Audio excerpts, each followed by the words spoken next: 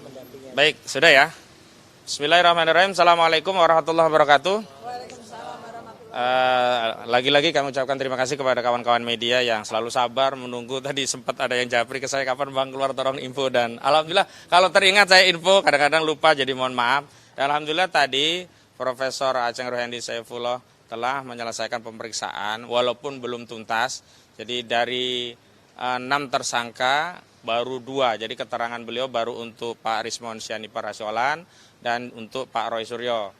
Karena sudah sore dan kalau dikebut juga tidak akan selesai, maka kita tunda, kita atur lagi jadwalnya sesuai dengan apa yang akan diajukan oleh Prof Aceng, nanti tentu melihat jadwal di kampus begitu. Untuk lengkapnya saya mohonkan kepada Prof Aceng untuk menceritakan apa saja yang ditanyakan, jumlah pertanyaan dan berbagai ihwal terkait pengambilan keterangan sebagai ahli linguistik forensik. Silakan Prof. Baik, terima kasih kepada teman-teman media juga dengan para pendamping dan juga ini Pak Roy. Siap. Saya alhamdulillah memenuhi undangan penyidik hari ini atas permintaan para pengacara Pak Roy dan kawan-kawan ya. Semuanya 6 orang, tapi tadi baru dilaksanakan 2 orang karena panjangnya data yang harus saya ikuti, data kebahasaannya cukup rumit, banyak ya, rekaman-rekaman YouTube dan sebagainya. Dan alhamdulillah saya coba analisis, saya bedah dari sisi sejauh mana tuturan-tuturan itu bisa berdampak hukum. Jadi fokus saya kepada data kebahasaan. Itu ya, tidak masuk ke wilayah objek material ijazah itu sendiri. Gitu, karena itu di luar wilayah keahlian saya. Saya kira itu. Silakan kalau ada pertanyaan. Ya. Silakan, kawan-kawan kalau ada pertanyaan. Pemeriksaan selanjutnya nanti kapan? Baik, yang pertama pemeriksaan selanjutnya adalah terhadap ahli pidana. Ada 2, Pak Ganjar Laksamana Bondan Bonaprapta. Yang kedua Pak Asmi Saputra dari UI dan Trisakti. Tadi memang jadwalnya belum fix, tapi tadi penyidik sudah menerima rencana penjadwalan ulang karena memang hari ini belum bisa sesuai dengan panggilan penyidik. Adapun untuk Prof Aceng sendiri nanti kita jadwalkan setelah mengecek jadwal beliau, karena banyak sekali tadi jadwal-jadwal beliau yang harus dicek terlebih dahulu. Tapi yang paling utama adalah agenda selanjutnya untuk ahli pidana 2 orang ya. Dan saya perlu kemukakan bahwa hari ini saya mendapatkan kabar tadi Bung Gafur dan sudah saya konfirmasi juga, ternyata berkas dari jaksa itu dikembalikan. Dan memang harus demikian karena memang sejak awal pasca gelar perkara khusus itu agendanya itu bukan pelimpahan berkas ke jaksa, tetapi penuntasan pemeriksaan ahli dari tersangka yang saat itu sudah kita mohonkan kepada penyidik Polda Metro Jaya. Dan ahli-ahli kita setidaknya sudah ada 7 atau 8 ahli yang sudah diperiksa kumulasi antara yang awal sampai hari ini, baik yang basisnya ahli di bidang penelitian, di bidang digital forensik, termasuk di bidang linguistik forensik. Kenapa penting kami hadirkan linguistik forensik?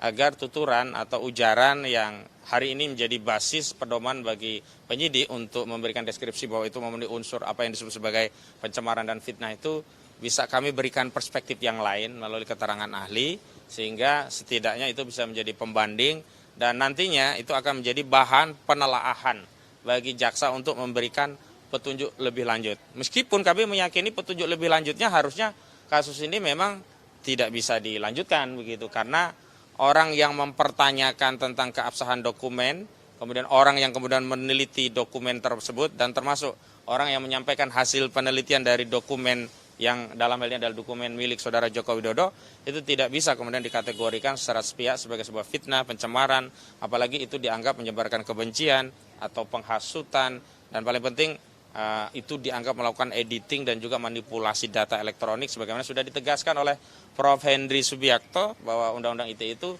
fungsinya adalah untuk mengawasi transaksi elektronik sehingga semua orang yang bekerja di dalam transaksi elektronik e-commerce itu bisa benar-benar, sehingga kalau ada manipulasi misalkan transaksi yang disalahgunakan, transfer cuma 5 juta, ngaku jadi 50 juta, belanja 50 juta dibayar cuma 5 juta tapi dengan screenshot yang nilainya 50 juta seolah-olah sudah lunas. Sebenarnya hal-hal seperti itu yang berkaitan dengan Undang-Undang ITE bukan kemudian digunakan untuk mengkriminalisasi sebuah penelitian yang kemudian dipaksa penelitian itu harus sama dengan keinginan pemilik dokumen. Kami meyakini bahwa benar hasil penelitian Pak Roy Suryo, Pak Rismon dan yang lainnya ini tentu tidak dikehendaki, bahkan tidak disukai. Tetapi basis penelitian itu bukan masalah like or dislike, tetapi kebenaran hasil penelitian. Boleh jadi penelitian itu bisa dikoreksi dengan penelitian lainnya karena adanya mungkin data yang kurang, atau kesalahan metodologi, atau penarikan penyimpulan yang keliru.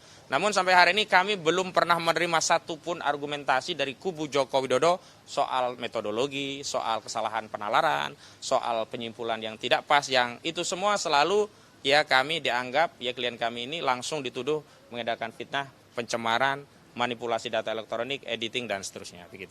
Dikit aja, Ada saya tambahan, lupa. ya. Jadi selain ahli, hari ini juga memeriksa beberapa saksi. Saksi yang diperiksa hari ini namanya Fandi dan Erwin. Ya, itu saksi-saksi fakta yang ada.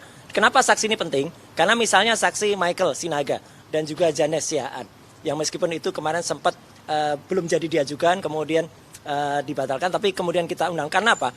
Karena Michael Sinaga dan Janes itu misalnya yang membuat liputan di desa Ketoyan, di desa KKN yang katanya KKN.